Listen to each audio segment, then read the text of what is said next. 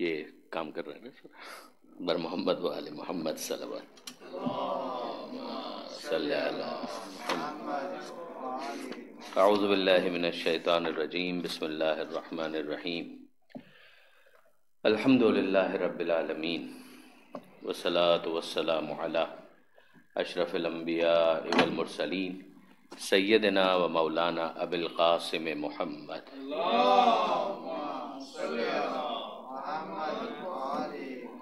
و اہل بیتہ الطیبین الطاہرین المعصومین المظلومین المنتجبین المنتخبین المیامین لا سیما علی الامام المنتظر والحجۃ الثانی عشر الذین اذهب اللہ عنہم الرجس وطہرہم تطہیرا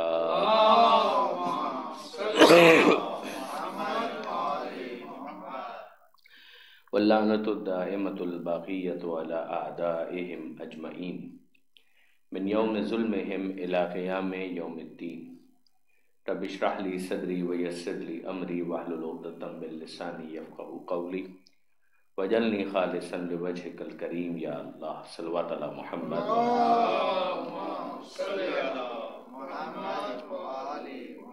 اما بعد برادران عزیز و خاران محترم، ظاہر ہے کہ یہ بزم، یہ محفل ہے اور منسوب ہے ولادت باسعادت امام علی النقی الہادی علیہ الصلوۃ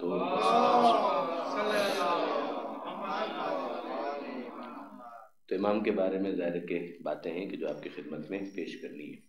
بنیادی طور پر آج کی جو ہماری نشست یا آج کی ہماری جو گفتگو ہے وہ امام سے ہمیں ملنے والی جو تعلیمات ہیں ان کے حوالے سے کل 3 باتیں ہیں کہ جن کو مجھے آپ کے ساتھ شیئر کرنا ہے۔ یوں اگر آپ دیکھیں تو جو دین ہے، دین کی جو تعلیمات ہیں وہ خود بھی 3 ہی حصوں پر مشتمل ہے۔ کچھ وہ ہیں کہ جن کو عقائد یا اصول دین کہا جاتا ہے، کچھ وہ ہیں کہ جن کو احکام کہا جاتا ہے، اور کچھ وہ ہیں کہ جن کو اخلاق کہا جاتا ہے۔ یعنی یہ وہ فروٹ ہے کہ جو دین سے ہم کو حاصل ہوتا ہے۔ جیسے اگر آپ یہ کہیں کہ درخت ہے تو درخت سے کیا فروٹ حاصل ہوا، تو آپ یہ کہتے ہیں یہ سیب کا درخت ہے، یہ موسمبی کا درخت ہے۔ بالکل اسی طریقے سے جو دین اگر ایک درخت کا نام ہے تو اس درخت سے حاصل ہونے والے جو میوے یا جو پھل ہیں وہ پھل 3 طرح کے ہیں، یا وہ عقائد سے مربوط ہیں، یا وہ احکام سے مربوط ہیں، یا وہ اخلاق سے مربوط ہیں۔ پھر احکام ہی کو فروع دین کہتے ہیں، عقائد ہی کو اصول دین کہتے ہیں، اخلاقیات آپ اس کو ویلیوز کہہ لیجیے، ایتھکس کہہ لیجیے۔ تو جتنی چیزیں مثلا آپ کہیں توحید تو ظاہر ہے کہ اس کا تعلق اصول دین کے ساتھ ہے، آپ کہیں نماز تو ظاہر ہے کہ اس کا تعلق فروع دین کے ساتھ ہے۔ آپ یہ کہیں کہ جناب ایک انسان کو سخی ہونا چاہیے تو سخاوت کا تعلق اخلاق کے ساتھ ہے۔ ایک انسان کو بہادر ہونا چاہیے تو بہادری کا تعلق اس کے اخلاق کے ساتھ ہے۔ اب اگر ہم آ جائیں کہ یہ تمام تر چیزیں تو فروٹ ہیں، تو سورسز کیا ہیں؟ سورسز کے اندر یہ تمام تر چیزیں، مثلا آپ قرآن کی بات کریں گے، سنت کی بات کریں گے، احادیث کی بات کریں گے، یہ وہ سورسز ہیں کہ جن سے ہمیں یہ فروٹ حاصل ہوتا ہے۔ تو ہمارا یہ امام جن کو ہم 10ویں امام کے نام سے عنوان سے یاد کرتے ہیں، علی نقی کہتے ہیں، الہادی کہتے ہیں، العسکری کہتے ہیں، یہ ہمارے امام، ان سے بھی بہت سی چیزیں ہم کو حاصل ہوئی ہیں۔ اچھا، اب اگر ان 3 چیزوں کو خاص طور پر میں ہائی لائٹ کروں، ان میں ایک ہے زیارت جامعہ۔ زیارت جامعہ ظاہر ہے کہ زیارت کا تعلق کس کے ساتھ ہے؟ زیارت اگر آپ دیکھیں تو ایک عمل ہے، جس طرح سے نماز کے بارے میں بھی میں نے آپ سے بات کی کہ نماز ایک عمل ہے، مگر اس احکام پر، اس حکم پر، اس فروع دین پر ہم عمل کیوں کرتے ہیں؟ اس لیے کہ اصول دین میں ہم خدا کو ایک مانتے ہیں۔ تو جب خدا کو ہم اصول دین میں توحید کے ہم قائل ہوئے تو پھر اس توحید کا عملی ریفلیکشن کہ کس طریقے سے اس بات کا اظہار ہو کہ ہم خدا کو ایک مانتے ہیں، تو اس کے لیے ہے نماز کہ اقیموا الصلاۃ ولا تکونوا من المشرکین۔ یہ قرآن کی آیت ہے کہ دیکھو نماز قائم کرو اور مشرکین میں سے مت ہو جاؤ۔ اب آپ غور کیجئے کہ نماز قائم کرو اور مشرکین میں سے مت ہو جاؤ، تو شرک کا تعلق تو اصول دین کے ساتھ ہے، مگر چیزیں آپس میں مربوط ہیں، ان کا آپس میں ایک لنک ہے کہ جو اسٹیبلش ہوتا ہے کہ اگر تم توحید کو اصول دین میں مانتے ہو تو پھر عملی طور پر تمہیں نماز بھی پڑھنی چاہیے۔ بالکل اسی طریقے سے ہمارے اصول دین کے اندر ایک ہے امامت، ولایت۔ اب یہ امامت، یہ جو اصول دین میں ہے، اسی کو اگر آپ عملی طور پر ریفلیکٹ ہوتا ہوا دیکھنا چاہتے ہیں تو جس طرح سے توحید کا عملی ریفلیکشن نماز ہے، اسی طریقے سے ولایت اور امامت کا عملی ریفلیکشن زیارت ہے۔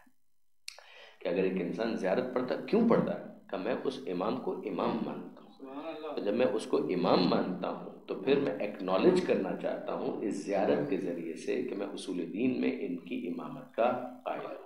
تو جن کے لیے انسان کے دل میں ایک اعتقاد، عقیدہ، ایک محبت ہوگی، پھر اس کا ریفلیکشن ہوگا اس کے کسی نہ کسی عمل سے۔ جس طریقے سے آپ دیکھتے ہیں کہ مثال کے طور پر بچہ ہے، اگر آپ کو اس سے محبت ہے تو دل میں محبت ہے، اس کا اظہار ہوتا ہے، کبھی اس کو سینے سے لگا لیا، کبھی اس کے سر پر ہاتھ پھیر لیا، کبھی اس کے گال تھپ تھپائے، کبھی آپ نے اس کو تحفہ دے دیا۔ بالکل اسی طریقے سے اگر انسان دل میں اعتقاد امامت و ولایت رکھتا ہے تو اس کا عملی طور پر مظاہرہ ہوتا ہے زیارت کے ذریعے سے۔ اب اگر انسان افورڈ کر سکتا ہے تو زیارت کے لیے سفر کرتا ہے کہ وہاں جا کر میں زیارت کروں، اور اگر وہ افورڈ نہ بھی کر سکے یا افورڈ کر سکے لیکن یہ کہ ہر دوسرے دن تو شاید وہ زیارت پر نہ جا سکے، تو پھر اس کا طریقہ کار یہ ہوگا کہ وہ جہاں پر بھی ہے وہاں سے وہ ایک سلام اپنے مولا اور آقا کی بارگاہ میں پیش کرے گا۔ تو اب یہ جو سلام وہ پیش کر رہا ہے، اس سلام کو پیش کرنے کا ایک تو ایک عام سا طریقہ ہو سکتا ہے کہ جیسے سب کو سلام کیا جاتا ہے اسی طریقے سے امام کو بھی سلام کر دیا جائے، اور ایک یہ ہے کہ نہیں، خود خاص جو ایک پروٹوکول آیا ہے اس پروٹوکول کے مطابق امام کی بارگاہ میں، امام کی خدمت میں ایک سلام پیش کیا جائے۔ حیران مت ہوئیے گا، خود مسجد کے لیے بھی زیارت آئی، خود مسجد کے لیے بھی زیارت آئی۔ مسجد خدا کا گھر ہے، مگر مسجد جو خدا کا گھر ہے اس کے لیے بھی زیارت آئی، اور وہ زیارت کیا ہے؟ خود 2 رکعت نماز تحیت مسجد، یعنی یہ تحیت مسجد، تحیت کا مطلب وہی ہوتا ہے سلام کرنا، یعنی اگر آپ اس کو عربی کے اعتبار سے دیکھیں تو تحیت کا مطلب ہوتا ہے جینے کی دعا دینا، یعنی حی کا مطلب ہے زندہ، حیاک اللہ، اللہ تم کو زندہ رکھے۔ آپ اگر اس کو اور بہتر اردو میں ٹرانسلیٹ کریں، اللہ تمہیں جیتا رکھے۔ جب کسی چھوٹے کو آپ دعا دیں گے تو یہ کہیں گے، کسی بڑے کو دعا دیں گے تو کہیں گے اللہ آپ کا سایہ سلامت رکھے۔ بات تو وہی جینے کی ہو رہی۔ تو حیاک اللہ، تو یہ کہا جاتا ہے کہ جب بعد از تحیت و سلام، تو یہ جملہ کیا ہے؟ بعد از تحیت و سلام، یعنی بعد از دعائے حیات و سلام، یعنی زندگی کی دعا کے بعد اور سلام کے بعد۔ تو یہ سلام ہی کے لیے، سلامتی کا مطلب یہی ہے کہ تم سلامت رہو۔ تو اگر آپ غور کریں تو یہ سلامتی، تحیات، یہ سب ایک ہی مطلب کو پہنچانے والے مختلف الفاظ ہیں۔ اب اگر کوئی مسجد کے لیے کیسا سلام ہو سکتا ہے؟ تو مسجد کے لیے سلام کیا ہوگا؟ مثلا ایک انسان کی یہ تمنا کہ مسجد آباد رہے، یعنی اگر آپ کسی کو زندگی کی دعا دے رہے ہیں تو آپ کیا چاہتے ہیں؟ کہ وہ نابود نہ ہو، وہ کبھی ختم نہ ہو، اس کا جو فیض ہے وہ جاری رہے۔ تو جس طریقے سے آپ کسی فرد کی زندگی چاہتے ہیں تو اس کے لیے سلامتی کی دعا کرتے ہیں کہ آپ جیتے رہیں، آپ سلامت رہیں، آپ پر سلامتی ہو۔ اسی طریقے سے اگر کوئی مسجد کی سلامتی چاہتا ہے، مسجد کی رونق کو باقی رکھنا چاہتا ہے، تو سوال یہ ہے کہ مسجد میں ہوتا کیا ہے؟ تو مسجد میں ہوتی ہے نماز، کہ جب مسجد میں نماز ہوتی ہے تو مسجد پر سلامتی کے لیے ایک انسان کو عملی طور پر مظاہرہ یہ کرنا چاہیے کہ جب وہ مسجد میں جائے 2 رکعت نماز پڑھے، اور اس 2 رکعت نماز کی نیت کیا ہوگی؟ کہ 2 رکعت تحیت مسجد کی نماز پڑھتا ہوں قربتاً الی اللہ۔ اب اگر فرض کیجئے کوئی شخص کہے کہ میں تو ویسے ہی واجب نماز پڑھنے جا رہا ہوں، تو ٹھیک ہے، اگر واجب نماز انسان پڑھنے جا رہا ہے تو پھر الگ سے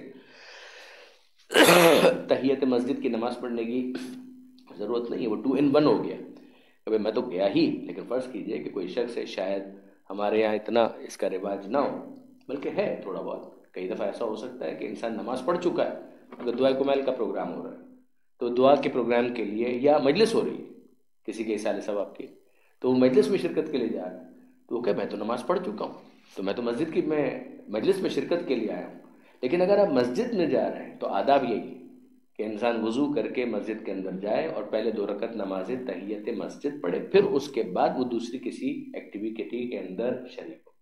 جیسے قم کے اندر، نجف میں یہ بہت ہوتا ہے، مسجدوں کے اندر باقاعدہ درس کا اہتمام۔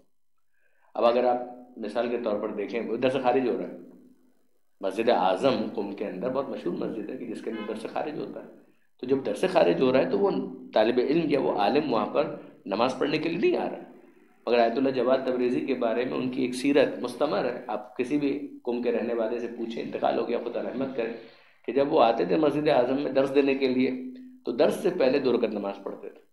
اب یہ 2 رکعت نماز وہ تحیت مسجد کی نیت سے عام طور پر پڑھا کرتے تھے، جو ان کے طالب علم اور ان کے شاگرد بتاتے ہیں۔ تو یہ بات ہو گئی تحیت اور سلام کے حوالے سے۔ اب اسی کو تھوڑا سا پھیلائیے کہ جناب اگر آپ مسجد کی بات کریں تو مسجد کے لیے سلام کیا ہے کہ 2 رکعت نماز پڑھنا۔ اب آئیے، ایک انسان ہے وہ زیارت کرنے کے لیے پہنچا مکہ، تو کس کی زیارت کے لیے پہنچا؟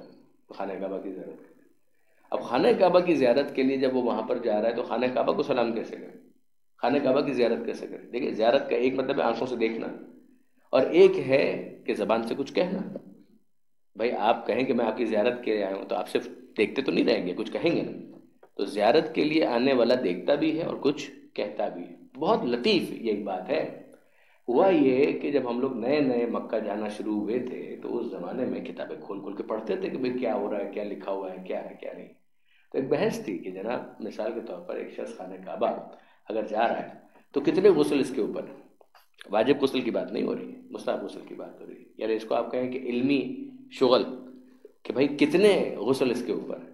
تو بھائی مثال کے طور پر ایک شخص ہے وہ مکہ جا رہا ہے، تو حرم کی حدود الگ ہیں، مکہ کی حدود الگ ہیں۔ تو حرم کی حدود میں داخل ہونے کا ایک غسل، وہ کر پائے نہ کر پائے، بس میں جا رہا ہے کہاں سے کرے گا، لیکن یہ کہ مثال کے طور پر اگر اس کو موقع ملے تو حرم میں داخل ہونے کا ایک غسل ہے، اور مکہ میں داخل ہونے کا دوسرا غسل ہے، اور مسجد الحرام کہ جس کے اندر خانہ کعبہ ہے اس میں داخل ہونے کا ایک اور غسل ہے، 3 غسل ہو گئے۔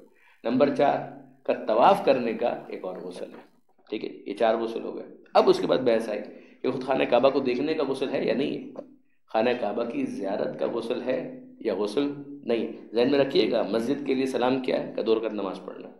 اب اس میں مجھے اچھی طریقے سے یاد ہے کہ یہی بزرگ جن کا نام میں نے بھی آپ کے سامنے لیا، آیت اللہ جواد تبریزی، ان سے کسی نے استفتاء کیا تھا، استفتاء کا مطلب فتویٰ طلب کیا تھا، تو ان سے یہ پوچھا تھا کہ جناب اگر کوئی شخص مسجد الحرام میں داخل ہو رہا ہے، عمرہ کر چکا ہے، وہ ویسے ہی داخل ہو رہا ہے مسجد الحرام کے اندر جس کے اندر خانہ کعبہ موجود ہے، تو کیا خانہ کعبہ کی زیارت کا الگ سے کوئی غسل ہے یا نہیں ہے؟ تو انہوں نے جو جواب دیا تھا اس کا خلاصہ یہ تھا، طواف کے لیے غسل ہے اور کعبے کی زیارت ہی طواف ہے۔ سبحان اللہ۔ یعنی کعبے کی اگر کوئی زیارت کرنا چاہتا ہے تو زیارت صرف دیکھنے کا نام نہیں ہے، جس طرح سے معصوم کی زیارت کے موقع پر کچھ کہا جاتا ہے تو کعبے کی زیارت کے موقع پر طواف کیا جاتا ہے۔ اگر ایک انسان خالی خانہ کعبہ کو دیکھ رہا ہے، وہ رویت ہے، وہ دیدار ہے، مگر اس زیارت کو مکمل کرنے کے لیے کہ اس کو کیا کرنا ہے، کہ اس کو ایک کام کرنا ہے کہ خانہ کعبہ کا طواف کرنا ہے، خانہ کعبہ کے گرد 7 چکر لگانے۔ اب آپ دیکھیے کہ مسجد کے لیے سلام کیا ہے، مسجد کی زیارت کیا ہے، تو مسجد کی زیارت 2 رکعت نماز۔ کعبے کی زیارت کیا ہے، کہ کعبے کی زیارت ہے خانہ کعبہ کا طواف۔ اب آئیے کہ آپ جب معصوم کی بارگاہ میں گئے تو معصوم کو آپ نے دیکھ لیا، شہادت ہو چکی تھی تو معصوم کا روضہ آپ نے دیکھ لیا، تو یہ دیکھ لیا، مگر کیا یہ دیکھنا ہی زیارت ہے؟ جواب نہیں، صرف اتنا کام زیارت نہیں، بلکہ زیارت کے لیے کچھ معصورہ الفاظ ایسے آئے ہیں کہ جن کو بیان کرنا انسان کی اس زیارت کو مکمل کرتا ہے۔ اب اس کے لیے جو طریقہ کار معصوم نے بیان کیا، آپ جانتے ہیں کہ سب سے زیادہ مختلف انداز سے جو زیارتیں آئی ہیں وہ تو ہمارے امام مظلوم کی، سید الشہداء کی، امام حسین علیہ السلام کی،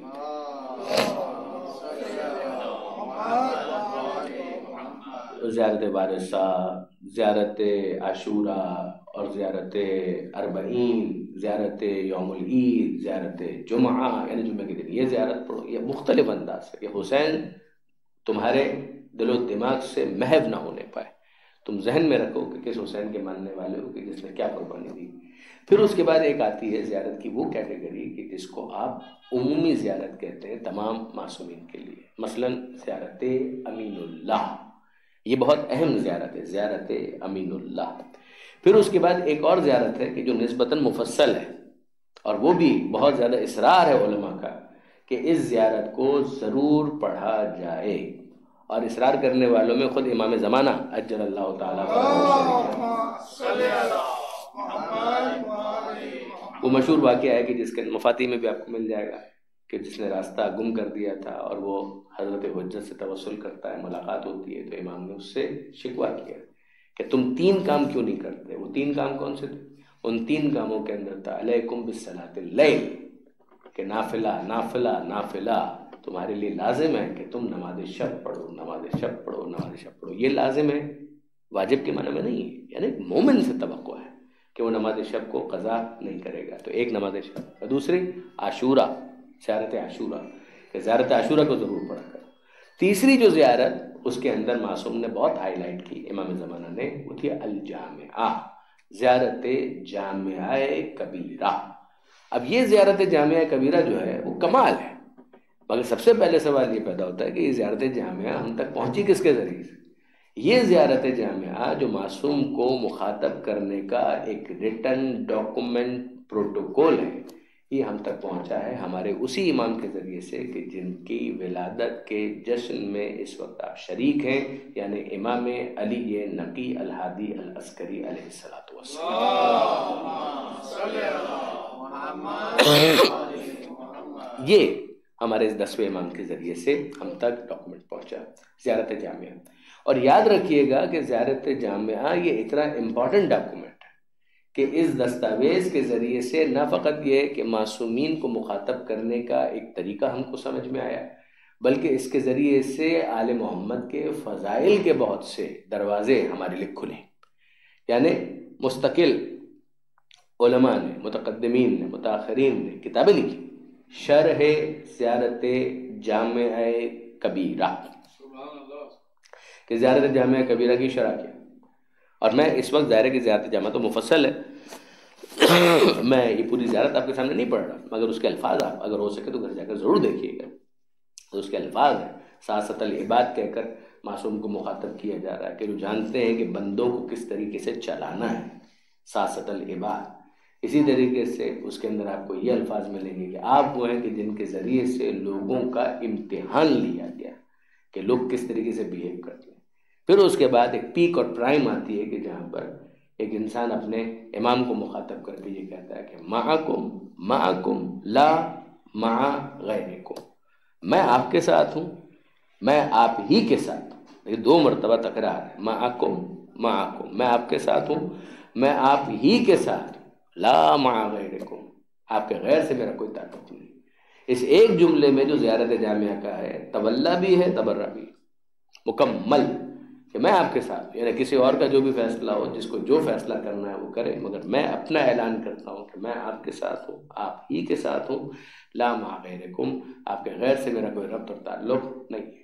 تو فضائل آل محمد کا ایک دفتر ہے زیارت جامعہ کبیرہ، جس میں بظاہر یہ سمجھایا جا رہا ہے کہ معصوم کو مخاطب کیسے کرنا ہے، مگر اس خطاب کے انداز، اسلوب، اس متن، اس ٹیکسٹ، اس کنٹینٹ کے ذریعے سے آل محمد کی معرفت ہے، فضائل ہے کہ جن سے آشنا کیا جا رہا ہے، اور یہ ہمارے امام علی نقی کے ذریعے سے ہم تک پہنچا۔ اب آئیے دوسری چیز کی جس کو آج کے تک میں آپ کے ساتھ ڈسکس کرنا چاہ رہا تھا امام علی نقی کی تعلیمات میں سے، اور وہ ہے عقائد سے مربوط، عقائد یعنی اصول دین سے مربوط۔ ہمارے پاس عقائد پر بھی بہت کتابیں ہیں، یعنی متقدمین نے بھی بڑی کتابیں لکھی، متاخرین نے آج تک لکھی کتابیں۔ ہر زمانے کے اعتبار سے جو چیلنجز ہوتے ہیں تو معصومین نے جو بیان کیا، قرآن مجید کے اندر جو کچھ آیا، اس کی روشنی میں علماء کرام اس کو اپ گریڈ کرتے رہتے ہیں، یعنی بنیادی تعلیم تو وہی رہتی ہے، مگر اس بنیادی تعلیم کو بیان کرنے کا اسلوب اور انداز، مثالیں، لینگویج، یہ بدلتی ہے۔ تو شیخ صدوق علیہ رحمہ، اعتقادی ہے شیخ صدوق بہت مشہور ہے، شیخ مفید علیہ رحمہ تصحیح اعتقاد بہت مشہور ہے، مقدس اردبیلی البتہ وہ متقدمین میں نہیں آتے، متاخرین میں آتے ہیں، انہوں نے بہت کتابیں لکھی۔ علامہ حلی نے کئی رسالے لکھے، علامہ حلی رحمۃ اللہ علیہ نے بہت کتابیں لکھی، اور ان کی کتابیں تو واقعاً کثرت کار کے آدمی تھے، وہ کئی کتابیں انہوں نے لکھی اور کئی موضوعات پر لکھی۔ تو عقائد اور اصول دین پر بھی ان کی بڑی کتابیں۔ اور اسی طریقے سے خواجہ نصیر الدین طوسی رحمۃ اللہ علیہ، شیخ طوسی الگ ہے، یہ خواجہ نصیر الدین طوسی جو علامہ حلی سے پہلے والے ان کے اساتذہ میں شامل ہوتے ہیں، انہوں نے کتابیں لکھی۔ پھر اسی طریقے سے اگر آپ ادھر بر صغیر کے اندر آ جائیں تو جناب غفران معاب، دلدار علی، کیا کہنا کہ جو سب کانٹیننٹ کے شیعوں کے سب سے بڑے محسن ہیں، بلا شک اور شبہ سے کہہ رہا ہوں، جناب غفران معاب، ان کو تو ہمارے یہاں ڈسکس نہیں کیا جاتا، یہ بدقسمتی ہے، ورنہ جناب غفران معاب ہمارے بہت بڑے محسن ہیں۔ یعنی آپ مطمئن رہیے کہ اگر یہ آدمی نہیں ہوتے تو شاید بر صغیر کے اندر شیعت اس طریقے سے آج آپ کو نظر نہیں آتی کہ جس طریقے سے آج آپ دیکھ رہے ہیں۔ یہ خاندان اجتہاد کے جد امجد، جد اعلیٰ، یہ حضرت علامہ سید علی نقی صاحب کے اجداد میں شامل ہیں۔ تو یہ جناب غفران معاب، انہوں نے جو کتاب لکھی عماد الاسلام کے نام سے، البتہ اس زمانے میں فارسی میں لکھنے کا رواج تھا، مگر کتاب کیا کمال کتاب لکھی. اسی طریقے سے لکھنؤ کے اندر ہی یعنی یہی جناب غفران مآب ہیں، ان کی سربراہی میں تو پھر نماز جماعت کی بھی بنیادی رکھی گئی اور نماز جمعہ کا بھی آغاز ہوا لکھنؤ کے اندر. پھر اس کے بعد جب تحفہ اثنا عشریہ شائع ہوئی شاہ عبدالعزیز محدث دہلوی کی، تو اس کے جو جوابات لکھے گئے یعنی وہ ایک طرح سے ایک نیا اسلوب بن گیا عقائد اور اصول دین لکھنے کا. تو اسی کے اندر صاحب اوقات الانوار علامہ حامد حسین، کیا کہنا اس آدمی کا بھی، کیا ان کا کنٹریبیوشن ہے. یعنی اگین ان کا بھی جو ٹیکسٹ ہے، لینگویج ہے، وہ فارسی میں پرشین، مگر کوئی کتاب ہے ایک جائنٹ، صرف ایک باب کتاب باب امامت، اس کا جواب انہوں نے کئی جلدوں کے اندر لکھا. تو یہ ہو کیا رہا تھا کہ وہ جو بنیاد معصومین کی طرف سے دے دی گئی تھی، اسی بنیاد کے اوپر جو آفٹ شوٹس ہیں ان کو ٹریس کیا جا رہا تھا، تلاش کیا جا رہا تھا، بلڈ کیا جا رہا تھا، یہ سب کچھ ہو رہا تھا. ان سب کے اندر ہمارے پاس ایک حدیث ہے کہ جو بہت اہم حدیث مانی جاتی ہے، اور اس حدیث کا نام ہے حدیث عرض دین. عرض دین یعنی یہ عرض وہی عرض ہے کہ جس کو آپ اردو میں بھی سنتے ہیں، عرض کیا ہے. تو عرض کیا ہے یعنی پیش کیا ہے، عرض کیا ہے یعنی پیش کیا ہے. یعنی یہ میری عرض ہے، کیا مطلب ہوا؟ یعنی میری اپلیکیشن ہے کہ جس کو میں آپ کے سامنے پیش کر رہا ہوں، یہ عرضی ہے میری. عرض دین کا مطلب ہے دین کو پیش کرنا، یعنی presenting religion before someone, اس کو کہیں گے عرض دین. اس عنوان سے ہمارے پاس حدیث ہے. تو یہ کون ہے کہ جو دین کو پیش کر رہا ہے اور کس کے سامنے دین کو پیش کیا جا رہا ہے اور کیوں پیش کیا جا رہا ہے؟ یہ دین کو پیش کرنے والے ہیں شاہ عبدالعظیم حسنی، یعنی سادات حسنی میں سے. آپ میں سے وہ احباب کے جنہوں نے ایران کی زیارات کی ہیں وہ جانتے ہیں کہ تہران کے مضافات میں، آج کل تو اب وہ تہران ہی کا تقریباً جز ہے، مگر تہران کا مضافات میں وہ علاقہ تھا جس کا نام تھا رے. اور رے کا علاقہ اس اعتبار سے شہرت رکھتا ہے کہ وہاں پر شاہ عبدالعظیم مدفون ہے، دیگر سادات بھی بعض وہاں پر مدفون ہیں. یہ رے کا علاقہ آپ نے اس کا بہت ذکر سنا ہوگا، جب کربلا کا ذکر آتا ہے تو عمر سعد نے ایک جملہ کہا تھا کہ رے کی حکومت، رے کی حکومت. یہ رے کی حکومت وہی ہے، یہی رے کی حکومت جس کو حاصل تو بالآخر نہیں کر پایا لیکن قیامت تک کے لیے رسوا ہو گیا. تو رے میں جناب شاہ عبدالعظیم بھی مدفون ہے، اور اسی کے ساتھ ایک قبرستان ہے کہ جہاں پر ہماری بہت اہم شخصیت جناب شیخ صدوق رحمۃ اللہ علیہ وہ وہاں پر دفن ہے. تو تہران اور قم کے درمیان ویسے بھی اگر آپ دیکھیں تو گھنٹے، سوا گھنٹے، 1.5 گھنٹے کا فاصلہ ہے، زیادہ اس سے زیادہ کا نہیں ہے. تو یہاں پر بڑی شخصیات دفن ہے. اگر میں غلطی نہیں کر رہا، ابوالفتح رازی یہ ہمارے ایک مفسر ہیں، ان کی قبر بھی وہیں پر ہے.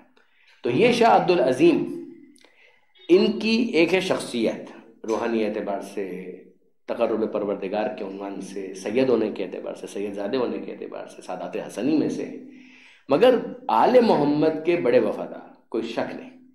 یعنی ثواب ان کی زیارت کا اتنا زیادہ ہے کہ ایک جملہ ہمیں ملتا ہے کہ منظار عبدالعظیم فی الرے کمنظار الحسین فی الکربلا، کہ جس نے رے جا کر عبدالعظیم کی زیارت کی اس نے گویا کربلا میں حسین کی زیارت.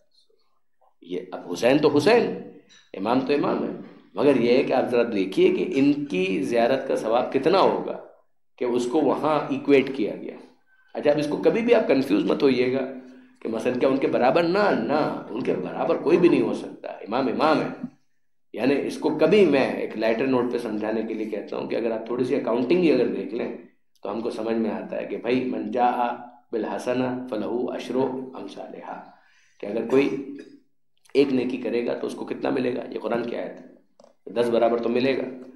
تب آپ غور کیجئے کہ مطلب کیا ہے کہ کسی زیارت کے لیے یا کسی نیکی کے کام کے لیے کوئی ایکس ثواب پروردگار عالم نے رکھا ہے. اگر انسان اس کام کو انجام دے تو فضل پروردگار شامل ہو کر اس کو 10x بنا دیتا ہے. اب وہ جتنا بھی ہو، یعنی x تو ویریبل ہے نا، اب وہ جتنا بھی ہو ملٹیپلائی بائی 10 ہو جائے گا. تب آپ غور کیجئے کہ اس کا مطلب کیا ہوا؟ اس کا مطلب یہ ہوا کہ اگر امام حسین علیہ السلام کی زیارت کا ثواب تھا x، اور اگر کوئی جا کر امام کی زیارت کرے کربلا میں تو یہ 10x ہو جائے گا، یہ 10x ہو جائے گا. لیکن اگر کوئی عبدالعظیم کی زیارت کرے گا تو 10x نہیں مگر x اس کو مل جائے گا کہ جو ثواب اوریجنلی امام کی زیارت کے لیے رکھا گیا تھا. یعنی یہ ایلیویشن ہے یہاں پر. وہاں جو ایلیویشن تھا وہ 10 ٹائمز، اور یہاں پر جو ایلیویشن ہے وہ یہ ہے کہ عبدالعظیم کی زیارت کا ثواب جو بھی تھا اب وہ ایکویٹ ہم نے کر دیا امام حسین کی زیارت کے ثواب کے برابر. لیکن جب ان کی زیارت کے لیے جاؤ گے تو آٹومیٹیکلی وہ 10 ٹائمز ملٹیپلائی خود بخود ہو جائے گا. تو یہ تو ایک ضمنی بات آ گئی. یہ شاہ عبد العظیم ان کا دور کون سا ہے؟ ان کا دور ہے، یہ معاصر ہیں امام علی نقی الہادی علیہ السلام کے. مل کر درود بھیج دیں محمد والے.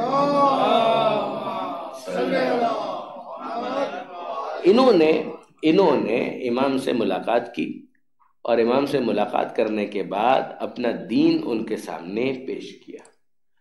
انہوں نے کہا کہ میں پسند کرتا ہوں کہ میں اپنا دین آپ کے سامنے پریزنٹ کروں، پیش کروں، اور آپ اس کو سنیں، اور اگر اس کے اندر کوئی چیز ایسی ہے کہ جس کے لیے کریکشن کی ضرورت ہے تو kindly correct me if I am wrong. یہ ایک ماننے والے کا طریقہ کار ہونا چاہیے.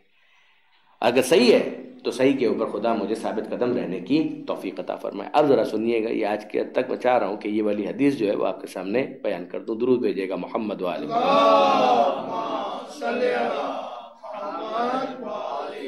اس روایت کو بھی موضوع بنا کر عقائد کی کتابوں کے اندر بڑی گفتگو ہوئی، یعنی اس لیے کہ یہ بڑی اہم ایک حدیث مانی گئی عقائد کے باب میں، کہ ایک انسان اپنے عقائد کو فی الجملہ امام کے سامنے پیش کر رہا ہے تو موٹی باتیں جتنی بھی ہیں وہ سب کی سب اس کے اندر کور ہو جائیں گی، یعنی جو جزیات ہیں وہ بھی کسی نہ کسی کلی بات کے ماتحت کور ہو جائے گا. اب اس کے اندر آپ دیکھیے کہ وہ کیا فرماتے ہیں.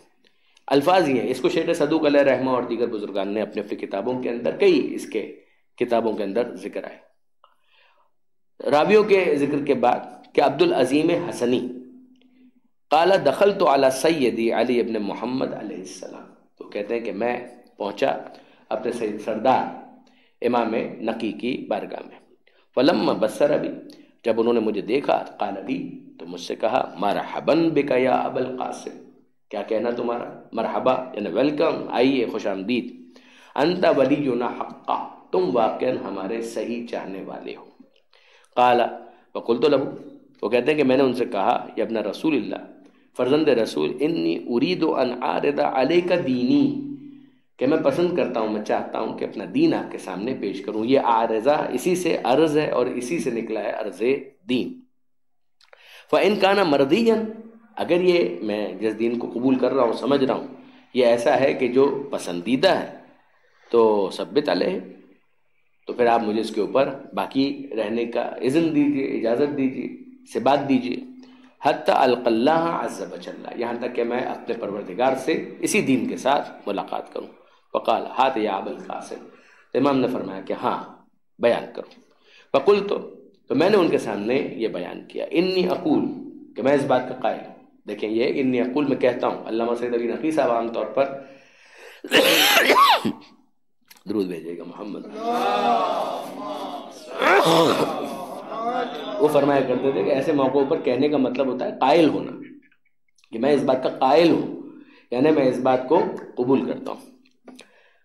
تو میں کیا کہتا ہوں، میں کس بات کا قائل ہوں؟ کہ ان اللہ تبارک و تعالی واحد لیس کمثلہ شیء، کہ میں اللہ کو ایک مانتا ہوں. یقیناً اللہ تبارک، وہ مبارک ہے، تعالی وہ بلند ہے، واحد اور وہ ایک ہے، لیس کمثلہ شیء اس جیسا کوئی نہیں.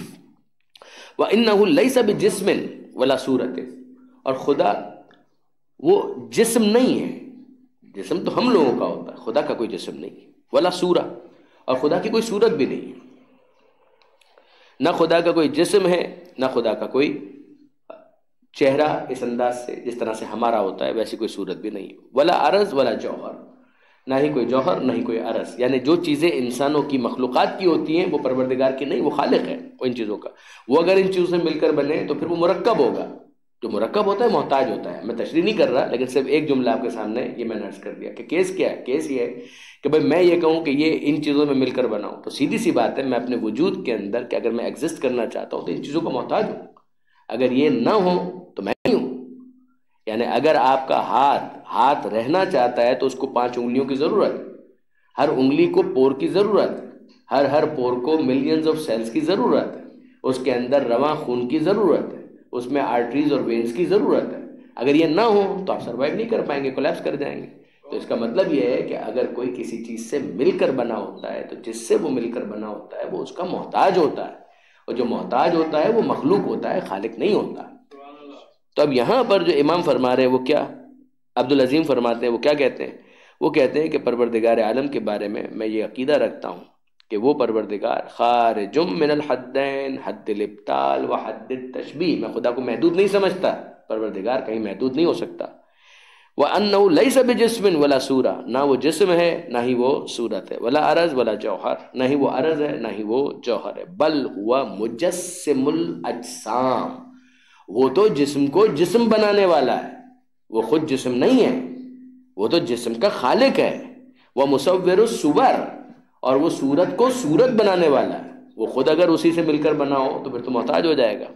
وخالق الاراض والجواہر، اور یہ جتنے عرائض اور جتنے جواہر ہیں ان سب کا وہ خالق ہے، اس کا بنانے والا ہے۔ وَرَبُّ كُلِّ شَيْءٍ، وہ ہر چیز کا رب ہے، وَمَالِكُهُ، اس کا مالک ہے، وَجَاعِلُهُ، اس کو قرار دینے والا ہے، وَمُحَدِّثُهُ، اس کو وجود دینے والا ہے، وَأَنَّ مُحَمَّدًا عَبْدُهُ وَرَسُولُهُ خَاتَمُ النَّبِيِّينَ، اور میں اس بات کا قائل ہوں کہ یقیناً محمد اللہ کے بندے بھی ہیں، اللہ کے رسول بھی ہیں، انبیاء کے خاتم بھی ہیں، ان کے بعد کوئی دوسرا نبی نہیں ہے، فلا نبی بعدہ الی یوم القیامہ، تو اب قیامت تک ان کے بعد کوئی نبی نہیں آئے گا۔ وَإِنَّ شَرِيعَتَهُ خَاتَمَةُ الشَّرَائِعِ، اور ان کی شریعت شرائع کی خاتم ہے، وہ خود انبیاء کے خاتم ہے اور ان کی شریعت تمام شریعتوں کی خاتم ہے۔ فلا شریعت بعدہ الی یوم القیامہ، تو ان کے بعد اب کوئی شریعت نہیں ہے قیامت کے دن تک۔ وَأَقُول، اور میں اس بات کا قائل ہوں، ان الامام والخلیفۃ وولی الامر بعدہ امیر المؤمنین علی بن ابی طالب علیہ السلام، کہ ان کے بعد امام، خلیفہ اور ولی امر کون ہے؟ کہ مولا کائنات، ثم الحسن، پھر امام حسن، ثم الحسین، پھر امام حسین، ثم علی ابن الحسین، پھر امام زین العابدین، ثم محمد ابن علی، پھر اس کے بعد امام باقر، ثم جعفر ابن محمد، اس کے بعد امام صادق، ثم موسیٰ ابن جعفر، اس کے بعد امام کاظم، ثم علی ابن موسیٰ، اس کے بعد امام رضا، ثم محمد ابن علی، اس کے بعد امام تقی جواد، ثم انت یا مولایا، اس کے بعد اے مولا آپ میرے امام ہیں، خلیفہ ہیں، ولی امر ہیں، یہاں تک وہ پہنچے۔ پھر اس کے بعد امام نے یہاں پر تبصرہ کیا، فقال علیہ السلام، تو اس موقع پر امام نے ارشاد فرمایا، ومن بعد الحسن ابنی، اور میرے بعد میرا بیٹا حسن عسکری۔ پھر فرماتے ہیں فکیف للناس بالخلف من بعد، اس کے بعد لوگوں کا کیا حال ہوگا، حسن عسکری کے بعد لوگوں کا کیا حال ہوگا اس فرزند کے بارے میں کہ جو ان کے بعد امام ہوگا۔ قال، تو اب شہزادہ عبدالعظیم کہتے ہیں فقلت وکیف ذاک یا مولایا، کہ مولا پھر آپ فرمائیے کہ یہ کیسا ہوگا، کس طرح کا ہوگا معاملہ۔ قال لأنه لا يرى شخصه، اس لیے امام فرماتے ہیں کہ اس موقع پر کوئی ان کو دیکھ نہیں سکے گا، مشاہدے میں نہیں آئیں گے، ولا يحل ذکرہ، اور ان کا ذکر کرنا بھی جائز نہیں ہوگا، اس لیے کہ ایسا نہ ہو کہ دشمن کو پتہ چل جائے، بے اسم ہی، ان کے نام سے ذکر کرنا جائز نہیں ہوگا، حتی یخرجا، یہاں تک کہ وہ ظاہر ہوں، فَيَمْلَأُ الْأَرْضَ قِسْطًا وَعَدْلًا كَمَا مُلِئَتْ جَوْرًا وَظُلْمًا، اور زمین کو عدل و انصاف سے ویسے بھر دے کہ جیسے وہ ظلم و جور سے بھری ہوگی۔ قَالَ فَقُلْتُ أَقْرَرْتُ، تو عبدالعظیم نے کہا کہ میں یہی کہتا ہوں اور اس بات کا اقرار کرتا ہوں۔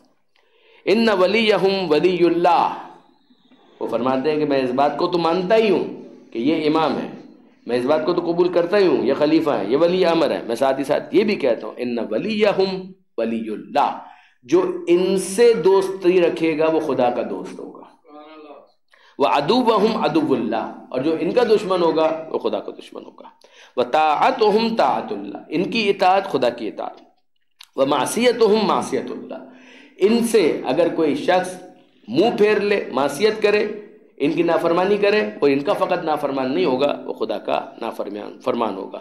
وَأَقُولُ، اور میں یہ بھی اقرار کرتا ہوں، اس بات کا بھی قائل ہوں کہ ان المعراج حق، کہ معراج جو پیغمبر اکرم کو ہوئی وہ حق ہے، والمسألۃ فی القبر حق، اور سوال جواب قبر میں ہونا یہ بالکل حق ہے۔ اب آپ غور کیجئے، تمام تر معجزات کی بات نہیں ہوئی لیکن ایک نمائندہ معجزے کی بات ہو گئی معراج کی۔ والمسألۃ فی القبر حق وان الجنۃ حق والنار حق، میں اس بات کا اقرار کرتا ہوں کہ جنت حق ہے، جہنم حق ہے، والصراط حق، اسی طرح سے پل صراط حق ہے، والمیزان حق، اور میزان اعمال کا تولا جانا کا یہ بھی حق ہے، وان الجنت حق والنار حق، جنت جہنم حق ہے، والصراط والمیزان حق، وان الساعۃ آتیۃ لا ریب فیہا، اور قیامت میں کوئی شبہ نہیں ہے کہ اس نے آنا، یہ قرآن کی آیت ہے، اسے آنا ہی آنا، وان اللہ یبعث من فی القبور، اور جو کوئی بھی قبر میں ہے خدا اسے مبعوث کرے گا، واقول، اور میں اس بات کا بھی قائل ہوں کہ ان الفرائض الواجبۃ بعد الولایہ، کہ ولایت کے بعد جو فرائض پروردگار عالم نے ہم پر رکھے ہیں، یعنی جو ابلیگیشنز ہمارے اوپر ہیں، وہ کیا کیا ہیں؟ الصلاۃ، نماز۔ اب ظاہر ہے کہ جب نماز کا، تو نماز کے اندر 5 نمازیں تو ہیں ہی، مگر نماز آیات، دوسری نماز طواف، یہ سب شامل ہیں، لیکن ایک عنوان کلی دیا جا رہا ہے، والزکاۃ، اسی طرح کی زکوٰۃ۔ اب یہ جتنی بھی ریلیجس لیویز ہیں وہ سب اس میں کم کور ہو جاتی ہیں، اس میں زکوٰۃ، وہ زکوٰۃ مال بھی، زکوٰۃ فطرہ بھی، صدقہ بھی، خمس بھی، سب اس کے اندر آ جاتا ہے۔ والصوم، اسی طریقے سے روزہ، والحج، حج، والجہاد، جہاد، والامر بالمعروف والنہی عن المنکر، نیکی کا حکم دینا، برائی سے روکنا۔ وقال علی بن محمد علیہ السلام، اس موقع پر امام نے یہ ارشاد فرمایا، یہ حدیث آپ نے پوری سن لی، امام نے یہ ارشاد فرمایا، یا ابا القاسم، کنیت ہے شاہ عبد العظیم کی، کہ اے ابو القاسم، اے شاہ عبد العظیم، ھذا واللہ دین اللہ، اللہ کی قسم یہی اللہ کا دین ہے، الذی ارتضاہ لعبادہ، کہ جس سے خدا اپنے بندوں سے راضی ہوتا ہے، فاثبت علیہ، تو اسی پر باقی رہو، فاثبت علیہ، اسی پر باقی رہو، ثبتک اللہ بالقول الثابت، اللہ تمہیں اس قول پر باقی رکھے، ثابت قدم رکھے، فی الحیات الدنیا و فی آخرہ، دنیا میں بھی اور آخرت میں بھی۔ عبدالعظیم نے جب یہ سنا تو ظاہر ہے کہ خوش ہو گئے، مسرور ہو گئے۔ اب دیکھیں برادران عزیز، یہ موٹی باتیں، ولایت اہل بیت کی سب آ گیا، اس کے اندر توحید اس میں آ گئی، اسی کے اندر رسالت آ گئی، پروردگار عالم کو اس انداز سے ماننا، یہ خود عدالت، یہ خود عدل پروردگار، یہ تمام تر چیزیں آ گئی۔ جب قیامت میں یہ مان لیا کہ خدا حساب کتاب لے گا، یہ خود عدل پروردگار کے اوپر بھی دلیل بن گئے۔ اب آپ دیکھیے، میں آپ سے پوچھتا ہوں کہ دیکھیں، تفصیل میں تو آپ جتنا جائیں جا سکتے ہیں، میں انکار نہیں کر رہا ہوں، اور زیادہ تفصیل میں جا سکتے ہیں، جانا بھی چاہیے، جتنا جس کا ظرف ہے اس کے حساب سے، مگر میں پوچھتا ہوں کہ یہ ایک بنیادی بات ہے، اس کو سمجھنے میں کون سی ایک راکٹ سائنس ہے؟ یعنی یہ جتنی چیزیں میں نے آپ کے سامنے بیان کی، وہ ٹھیک ہے یار، سیدھے سادے شریف ایک عام سا مومن جس کو بننا چاہیے، وہ ہر ایک سے تو یہ تقاضا نہیں ہے نا کہ وہ علامہ بنے، مولوی بنے، فوزی کے اندر جائے، مدرسے کے اندر جائے، ٹھیک ہے، ایک انسان کو کیا آنا چاہیے؟ کوئی ماہ رمضان آنے والا ہے تو روزہ رکھنا آنا چاہیے، کوئی روزانہ انسان کو نماز پڑھنا آنا چاہیے، زکوٰۃ خمس واجب ہو جائے تو نکالنا آنا چاہیے، کچھ نہ کچھ صدقہ دیتے رہنا چاہیے، خوش اخلاقی سے ملنا چاہیے، ایک دوسرے سے پوچھتے رہنا چاہیے سب ٹھیک چل رہا ہے، اچھے طرح سے اپنے گھر کو آپ چلائیے، بیوی بچوں کے ساتھ، ماں باپ کے ساتھ، اولاد کے ساتھ اچھے روزی کمائیے، یہ جان لیجئے کہ جناب کیا چیز حرام ہے، کیا چیز حلال ہے، اللہ اللہ خیر صلی اللہ۔ یہ تمام تر چیزیں اگر ایک انسان سنجیدگی سے سیکھنا چاہے تو یقین جانیے کہ اگر یاد کرنا ہو تو یہ ایک حدیث یاد کر لیجیے، اور اگر کسی کو تھوڑی ڈیٹیل سیکھنی ہے تو روزانہ 1 گھنٹہ دیجیے، تو میں پورے اطمینان کے ساتھ کہتا ہوں کہ سال بھر میں ایک انسان، ایک اوسط درجے کی صلاحیت رکھنے والا انسان اتنا دین سیکھ سکتا ہے کہ جس سے وہ اپنی زندگی کی گاڑی کو صراط مستقیم پر چلا سکے۔ یہ کوئی راکٹ سائنس نہیں ہے، یہ کوئی ناممکن چیز نہیں ہے۔ تو آج کی اس نشست میں ہم نے اب تک 2 باتیں ڈسکس کی۔ ہم نے امام عدی النقی علیہ السلام کے حوالے سے زیارت جامعہ پر بات کی، زیارت کے حوالے سے، سلام کے حوالے سے کچھ گفتگو ہوئی۔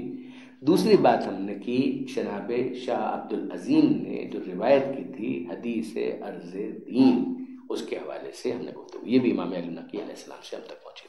اب آئی ایک تیسری اور آخری چیز، مختصر ہے، یہ اخلاقیات کے حوالے سے، یعنی کچھ چیزیں کہ جو موعظہ، نصیحت، ذرا دیکھیے کہ کیا ہے۔ یہ اس وقت جو کتاب میرے ہاتھ میں، یہ جناب علامہ شاہ نادر جوادی کی نقوش عصمت ہے، مگر یہ ہمارے 10ویں امام کی سیرت پر جس نے بھی قلم اٹھایا، ہاشم معروف حسنی سیرت ائمہ اہل بیت، انہوں نے بھی لکھا، علامہ مجلسی علیہ الرحمٰن نے بہار کے اندر لکھا. جہاں پر بھی آپ دیکھیں گے، کوئی بھی بڑی کتاب آپ دیکھیں گے تو اس میں یہ امام کا مکالمہ اور امام کے یہ اشعار آپ کو ضرور ضرور مل جائیں گے. میں صرف اس کا ترجمہ آپ کے ساتھ شیئر کر رہا ہوں اور ذرا سا اس کا پس منظر آپ کے سامنے بیان کر رہا ہوں. نظر بندی، یعنی جب امام کو ہاؤس اریسٹ کیا گیا تھا، اس کے دوران ملاقات کی چھوٹ کی بنیاد پر لوگوں نے متوکل عباسی، بنو عباس کا یزید جس کو کہتے تھے، اسے شکایت کی کہ چاہنے والے ان کے گھر میں اسلحے جمع کر رہے ہیں اور وہ عنقریب تیرے خلاف قیام کرنے والے ہیں. متوکل نے راتوں رات تلاشی کا حکم دیا. سپاہی گھر کے اندر داخل ہوئے تو انہوں نے دیکھا کہ آپ مسلح پر بیٹھے ہوئے تلاوت قرآن کر رہے ہیں. مسلح سے اٹھا کر دربار میں لے آئے اور متوکل کو خبر کی کہ ان کے گھر میں کوئی اسلحہ نہیں. اس نے حسب عادت، یعنی امام کو لے آئے، اب ایک طرح سے ہاؤس اریسٹ تھے، گرفتار کر کے دربار میں لایا گیا. اس نے حسب عادت امام کی ضیافت بھی جام شراب سے کرنا چاہیے. نعوذ باللہ من ذالک، یعنی امام کو بھی ڈرنک آفر کر رہا ہے کہ یہ نوش جان پیجیے. تو آپ نے فرمایا کہ تجھے معلوم ہے کہ شراب آل محمد کے گوشت و پوست میں جذب نہیں ہوئی ہے. شراب کا آل محمد سے کوئی تعلق نہیں. اس نے شعر سنانے کا تقاضا کیا. بادشاہ اس نے شعر سنانے کا تقاضا کیا تو آپ نے فرمایا کہ میں شعر بہت کم پڑھتا ہوں. اس نے اصرار کیا تو آپ نے بے ثباتی دنیا پر یہ اشعار پڑھے. اس کا ترجمہ اشعار عربی میں ہے مگر یہ اس کا ترجمہ ہے. ترجمہ ذرا سنیے اور آج کی نشست ہماری مکمل. زمانے کے رؤوسا و سلاطین، یعنی بیفور امناک، امام ذکر کر رہے ہیں ماضی کے بادشاہوں کا. ذرا دیکھیے گا، زمانے کے رؤوسا و سلاطین جنہوں نے پہاڑوں کی بلندیوں پر پہروں کے اندر زندگی گزاری تھی. زندگی بڑے اہتمام کے ساتھ، تزک و احتشام کے ساتھ، پہاڑوں پر، بلندی پر، ہوا بھی بہت اچھی آئے، محل بھی بہت اچھا ہو. ایک دن وہ آ گیا جب اپنے بلند ترین مراکز سے نکال کر قبر کے گڑھے میں گرا دیے گئے. ظاہر ہے کہ ہر عروج کو زوال تو ہے، یعنی زندگی تو بالآخر ختم ہو جائے گی. ایک بہت بڑا عالم ہے، وہ بھی اپنی زحمتوں کے ساتھ اس دنیا سے چلا جائے گا. بہت پیسے والا ہے، وہ بھی چلا جائے گا. بہت بڑا صاحب اقتدار ہے، وہ بھی چلا جائے گا. سب جانا تو سبھی نے ہے. تو وہ جو بڑے بڑے پہاڑوں کے اوپر محلات کے اندر زندگی گزار رہے تھے اور بلندی کو بڑا انجوائے کرتے تھے، تو بالآخر وہ وقت آیا کہ ان کو اس بلندی سے قبر کے گڑھوں میں جانا پڑا جو ان کی بدترین منزل ہے. ان کے دفن کے بعد منادی غیب کی آواز آئی. ان کو دفن کر دیا گیا اور اب منادی غیب، یعنی آپ سمجھ لیجیے کہ کوئی فرشتے کی آواز آئی کہ وہ تخت و تاج و خلعت کہاں ہے. وہ تخت و تاج و خلعت کہاں ہے اور وہ نرم و نازک چہرے کہاں ہیں. تخت، تاج، خلعت یہ اضافی ہے، نوٹ کیجئے. یعنی ایک ہے آپ کی اور میری باڈی، ٹھیک ہے جی، اس کے اوپر تاج پہنا جائے گا، یعنی سر کے اوپر تاج پہنا جائے گا. پہنا بھی جائے گا، اتار بھی دیا جائے گا. امامہ ہے تو امامہ بھی پہن دیا جائے گا، اتار دیا جائے گا. تاج ہے تو تاج رکھا جائے گا، اتار دیا جائے گا. خلعت مثلا یہ لباس ہے، بادشاہوں کا لباس ہو، بہت قیمتی لباس ہو. انگوٹھی ہے، بہت قیمتی انگوٹھی ہو، یہ پہنی جا رہی ہے. یعنی یہ باڈی کا حصہ نہیں ہے، یہ باڈی کا حصہ نہیں ہے، یہ اس کے اوپر فردر اپنے آپ کو ڈیکوریٹ کرنے کے لیے، مزین کرنے کے لیے اس کو پہنا جا رہا ہے. تو اس کے بارے میں پہلے سوال ہوا کہ تخت و تاج و خلعت کہاں ہے. اگلا سوال، وہ نرم و نازک چہرے کہاں ہیں. یہ نرم و نازک چہرے پہنے نہیں جاتے، یہ تو ہوتے ہیں. یعنی آپ اس کو بیوٹیفائی کر سکتے ہیں مگر ہے وہ آپ کی اسکن، وہ آپ کا فیس ہے، وہ آپ کا چہرہ ہے. تو وہ نرم و نازک چہرے کہاں ہیں جن کے سامنے بیش قیمت پردے ڈالے جاتے تھے. یہ خاص طور پر جو محلات کے اندر جو ایک رواج تھا کہ حاجب ہوگا، حاجب ایک پردے کو اٹھائے گا تو وہ داخل ہوں گے، جب وہ داخل ہو جائیں گے تو پھر پردے کو گرا دیا جائے گا. اب اندر ایک پرائیویسی کے اندر ایک دربار ہے یا اندر جو کمرہ ہے اس کے لیے بھی ایک اہتمام، جو بادشاہوں کا ایک انداز اور مزاج ہوتا تھا. وہ تخت و تاج و خلعت کہاں ہے، پہلا سوال. وہ نرم و نازک چہرے کہاں ہیں جن کے سامنے بیش قیمت پردے ڈالے جاتے تھے. تو جواب میں قبر نے زبان حال سے پکار کر کہا، آج ان چہروں پر کیڑے رینگ رہے ہیں. دنیا میں کچھ اور تھا کہ جس کو ان کے اوپر رکھا جاتا تھا. تاج رکھا جا رہا ہے، لباس رکھا جا رہا ہے. آج کیڑے رینگ رہے ہیں. ایک مدت تک مال دنیا کھاتے رہے اور اب کیڑے انہیں کھا رہے ہیں. ایک مدت تک یہ مال دنیا کو کھاتے رہے اور اب وہ کیڑے انہیں کھا رہے ہیں. اب یہ شعر جب امام نے پڑھے ہیں، بادشاہ ہے، شرابی ہے، دربار ہے، اور اس میں جو ریئیکشن رپورٹ کیا گیا ہے وہ یہ ہے کہ نتیجہ یہ ہوا کہ متوکل بے ہوش ہو کر گر پڑا، اور ہوش آیا تو محفل شراب کو برخاست کر دیا اور امام کو باعزت طریقے پر رخصت کر دیا. یہ ہے بنی عباس کا یزید. کیا مطلب ہوا اس کا؟ Last comment. یاد رکھیے گا کہ دشمن، بغض رکھنے والا، نفرت کرنے والا، وہ بھی زندگی میں کسی نہ کسی مرحلے پر کہیں نہ کہیں چیزوں کو احساس کرتا ہے. اس احساس میں دوام نہیں ہوتا. ہارون رشید کا نام آپ نے سنا ہے، بالآخر امام موسیٰ کاظم علیہ السلام کا قاتل ہے. ہارون رشید کے بارے میں کہ بعض اوقات نماز پڑھنا شروع ہوتا تھا تو نماز ہی پڑھتا تھا، گریا کرتا تھا، روتا تھا. یہ ہوتا ہے زندگی کے اندر. ایون دشمن، برا، بد کردار، وہ بھی کبھی نہ کبھی کچھ چیزوں کا احساس کرتا ہے. بس اس کا پرابلم یہ ہوتا ہے کہ یہ اس احساس کو کنسسٹنسی پرووائڈ نہیں کر پاتا. ورنہ اگر یہ احساس کنسسٹنٹ ہو جائے تو یہ اس کی سیرت بن جائے، اس کا اخلاق بن جائے، پھر وہ کریکٹ کر لے گا اپنے آپ کو. مگر یہ ہر ایک کے نصیب میں نہیں ہے کہ وہ حر بن سکے. اگر آپ جناب حر کو کریڈٹ دیں نا تو جناب حر کو کریڈٹ اسی بات کا کہ وہ بھی اگر آپ دیکھیں تو پیچھے سے احساس تو ہو رہا تھا. یعنی آپ کا کیا خیال ہے کہ عاشور کے دن اچانک ان کو احساس ہوا؟ نا، یہ کوئی ون فائن مارننگ والا ریئیکشن نہیں تھا، پیچھے سے چل رہا تھا. مگر ہو رہا تھا اسی طریقے سے ہوتا کہ جس طریقے سے بھی متوکل کا تھا. بے ہوش ہو گیا، پھر اس کے بعد بیدار ہوا، شراب کی محفل برخاست کر دی، امام کو رخصت کر دیا، ہو سکتا ہے معذرت بھی کر لی اس وقت کیا تھا. مگر پھر اس کے بعد then what? Then back to the routine. پھر اس کے بعد اگلے دن جب سو کر اٹھے تو پھر وہی شراب ہے، پھر وہی کباب ہے، وہی عیاشیاں ہے، وہ سب کچھ ہے. تو یہ ہوا کیا کہ ہوا یہ فار دا ٹائم بینگ ایک جھٹکا لگا. یہ اگر اس توفیق کو کیپٹلائز کرے تو at the end of the day a person has to decide about himself. من شاء فلیؤمن من شاء فلیکفر. جو چاہے مومن بنے، جو چاہے کافر بنے. ہم زبردستی کسی کو مومن نہیں بنائیں گے. اب آپ نوٹ کریں، یہی متوکل ہے، اس کا بیٹا مومن ہے. کمال نہیں؟ متوکل کو قتل کس نے کیا؟ متوکل کو قتل کیا اس کے بیٹے نے.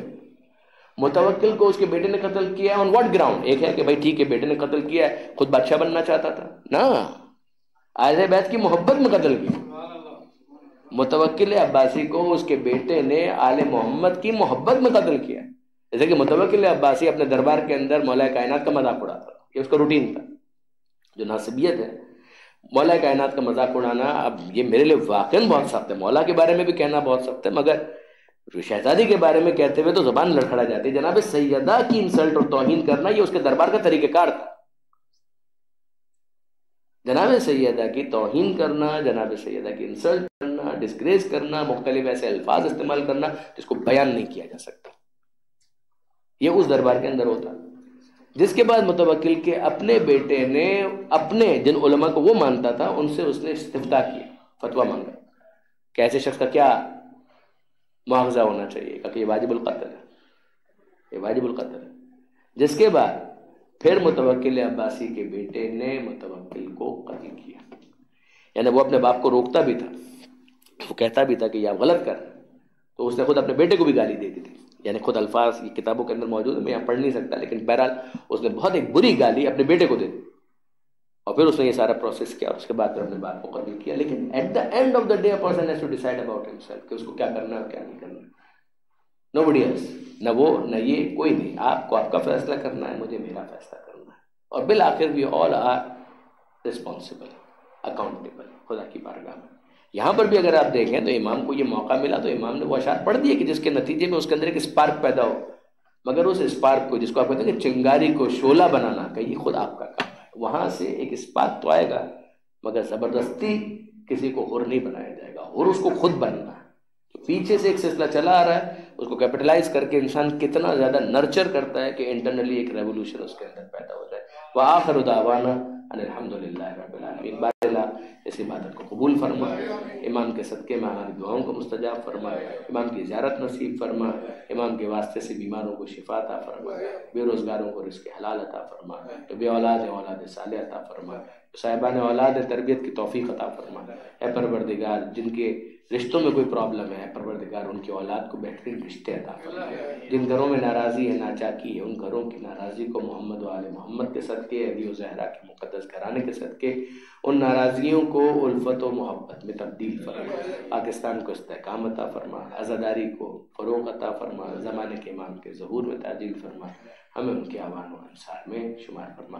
ایک سورہ فاتحہ کی میں التماس کروں گا آپ سب کے مرحومین کے لیے، خاص طور پر جناب علامہ شیخ محسن نجفی صاحب، ان کا بڑا کنٹریبیوشن ہے، اللہ ان کے درجات کو بلند کرے۔ ان کے لیے ایک فاتحہ۔ بسم اللہ الرحمن الرحیم، الحمدللہ رب العالمین الرحمن الرحیم مالک یوم الدین، ایاک نعبد و ایاک نستعین، اہدنا الصراط المستقیم صراط الذین انعمت علیہم غیر المغضوب علیہم ولا الضالین۔ بسم اللہ الرحمن الرحیم، قل هو اللہ احد اللہ الصمد لم یلد ولم یولد ولم یکن له کفوا احد۔ بسم اللہ الرحمن الرحیم، قل هو اللہ احد اللہ الصمد لم یلد ولم یولد ولم یکن له کفوا احد۔